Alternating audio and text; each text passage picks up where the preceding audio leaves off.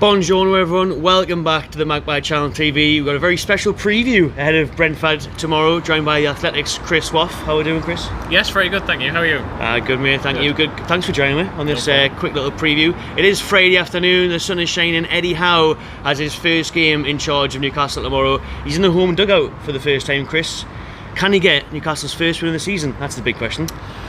I think that he can. I think it's by no means a foregone conclusion, but it's strange that going into this match, I think for the first time in years, to be honest, is the fascination of what could be different about the Newcastle team tomorrow, in that there's been anticipation obviously over the course of the last 6 weeks at various different intervals. Takeover goes through, Steve Bruce goes, Graham Jones' first game, but to have a fresh pair of eyes, someone coming in and who's looked at the team and is going to try and change things, to see what he actually changed, the anticipation about not just the team sheet but also the way that Newcastle play tomorrow, I think is fascinating, and hopefully it does bring about a win, because what they've been doing over the course of the last few months hasn't worked. They haven't managed to find a way to win, and so that new attacking front foot impetus, which Eddie Howe says he is implementing, how quickly and how different it's going to be tomorrow, I'm not sure, because I think it will take time.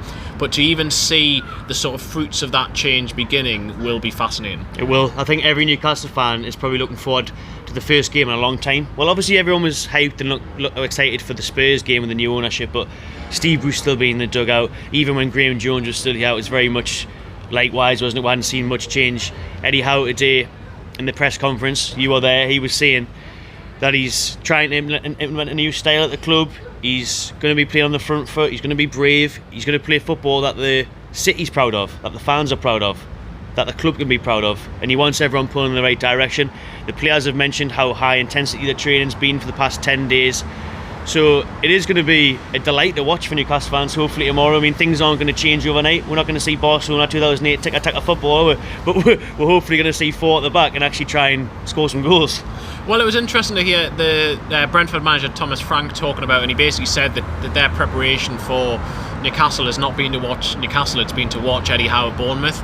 And Eddie Howe himself has said that during his sort of 15 months out, it's hilarious. He's compared to the previous manager, he actually has a footballing philosophy document, which is like a living, breathing document that he updates. And he said, basically, I've tweaked it, I've evolved that. So it'll be interesting to see exactly what he does, because basically in the last 18 months at Bournemouth, he admits that he lost his way a little bit, and his side became very counter-attacking, but also lost the sort of attacking flair they had before. It sounds like he's coming in and he's trying to get back to sort of what he was previously, but having tweaked certain elements of it. But how quickly he can actually change Newcastle, I'm not 100% sure. You're not going to, as you say, they're not going to suddenly become tiki-taka style overnight, but also ideally he wants to play four at the back. That's what he's done throughout most of his career, but does he believe he has the players, does he have the tools to do it? Because if you look at the Newcastle squad, it's not really built to play anyway. They don't have really the fullbacks that he want to play. Fullbacks are very important in the way Eddie Howe wants to play. He doesn't really have those in the squad.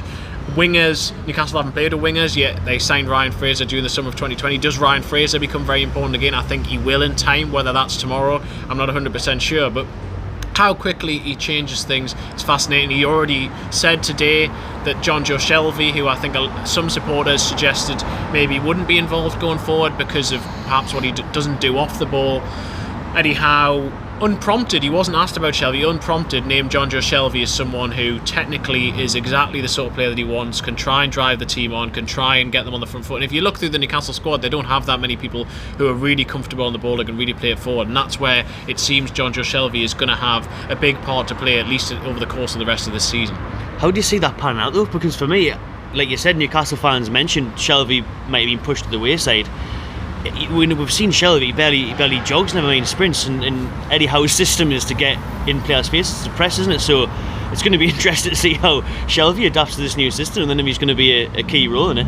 Yeah, I mean, Eddie Howe, I think one interesting aspect of Eddie Howe's side is that the midfield doesn't tend to be necessarily always the most mobile. He tends to have players around the pitch working hard, and so maybe that can cover for some of the potential lack of legs of the likes of Jonjo Shelvey. Whether it means that someone like Isaac Hayden is alongside him, I'm not 100% sure. Whether it means he does go for a midfield three as he did towards the end of his time at Bournemouth, I'm not 100% sure. But Shelvey's ability to play out of trouble, to potentially release Callum Wilson from deep, to have those technical skills, it seems that Eddie Howe is determined that with the players he has at his disposal at the moment, John Joe Shelvey has a key role to play in however he wants to play, and it'll be interesting to see how involved Shelvey is tomorrow, because I imagine a lot of Newcastle's players are going to go through him. I mean, you said there Bournemouth, Eddie Howe finished off with the midfield three towards the end of his tenure.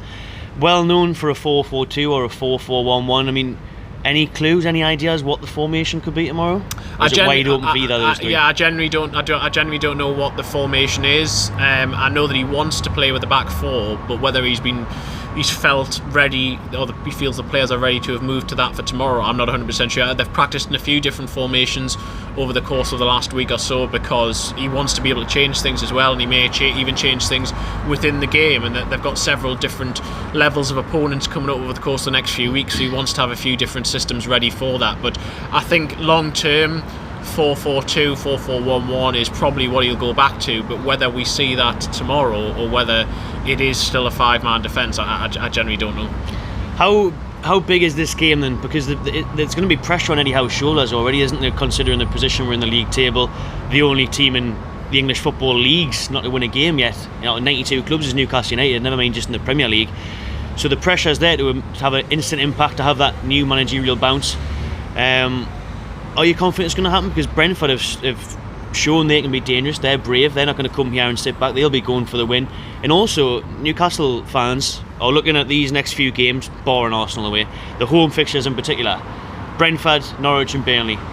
Must-win games, everyone's saying. Must-win games. That's already huge pressure on the new manager.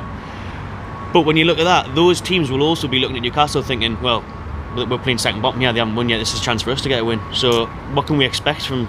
Well, I don't think it's hyperbolic to say that tomorrow is one of the most important games in Newcastle United's recent history, and for a club that's been battling relegation basically every year for the best part of a decade, that's quite a big statement to say. But really, given how much they could set back the project 1 or 2 years in terms of Newcastle if they were to go down, I think tomorrow and the course of the next few weeks is essential. That they really need at least 7 points from the next 4 games to be able to give themselves a chance of being within touch and distance of safety by the turn of the year, because everyone talks about the January window, but if Newcastle are 10 points adrift by the time it comes to January, then it's a waste of time. They're not going to survive that, no matter how much money they try and spend in January, because players won't come and they're going to be in too difficult a situation. Whereas if they can win against Brentford and take a bit of momentum, not just into these games where they need to pick up points, but also into that difficult run of fixtures. If they go in that difficult run of fixtures without having won, or only having one of the 4, then that makes those fixtures even more difficult. So